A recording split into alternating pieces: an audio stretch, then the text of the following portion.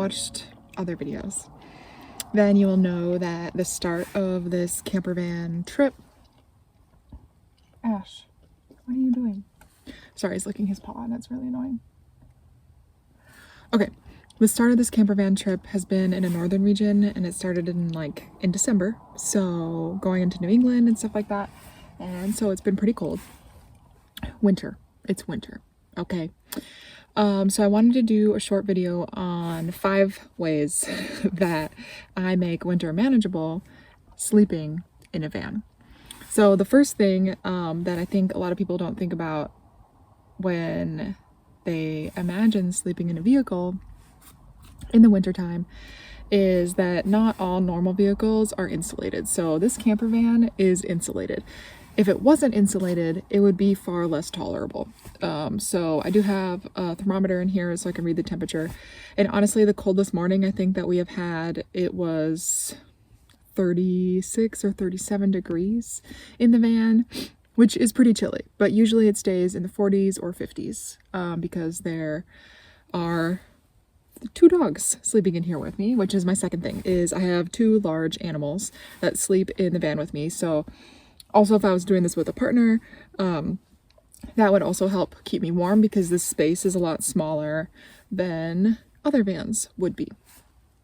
So the dogs help a lot, and Ash sleeps underneath the blanket, so that also helps with warmth. And I have a lot of blankets on this bed. So having a mattress and a lot of blankets helps me from not having to use a sleeping bag, but I did pack a 0-degree sleeping bag just in case it did get really cold. But so far we haven't had to use it because I have so many blankets on here. And so the next thing is, because I'm not using a sleeping bag or a mummy bag, I sleep with my hat on and sometimes my hood up. And that helps keep warmth inside my head and prevents me from getting too cold. And then the last thing is, if needed, which a couple of times they were needed, I use like toe warmers because my toes get kind of cold.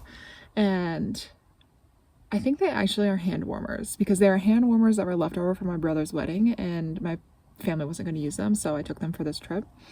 But if I run out of those, which actually I think I did run out of them. So if I wanted to use something else and not buy more hand or foot warmers, then I would boil water or get the hot water from a gas station and put it in one of my metal water bottles, put socks around that, make sure it's not leaking. Very important part, make sure it's not leaking, and then put it at the foot of the bed, just a hot water bottle. That is usually pretty effective and will last most of the night. So I guess depends what time you go to bed. But those are a few ways that I have made it manageable sleeping at night. And I also have right here a fan. I haven't been running the fan, but I have had it open as just a general vent to let some air out so I don't get so much condensation in the front. And that seems to be pretty helpful. And if I want to, I can crack one of the front windows and have this fan open, and that kind of helps with airflow through without me having to run the fan all night. I think as it gets warmer, I will run the fan, but it runs off of a battery, so I haven't been wanting to use the battery too much other than to charge my computer and devices that I need for work. So that's that. I did actually buy a space heater, but it came late and then my family returned it for me. And honestly, I haven't needed it. It would have been nice a couple of mornings as we got ready, but it just helps us get out and get moving a little bit faster during the day. And if all else fails, I could run the van, but I have been avoiding that because I don't really like the van idling.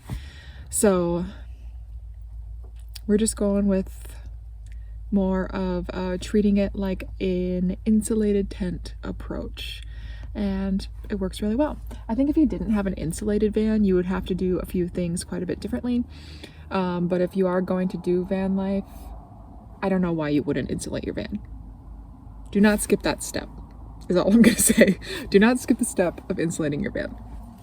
Okay, I wanted this video to be pretty short, so that's all I have to say. And if you do go winter camping in your van, let me know what your tips are.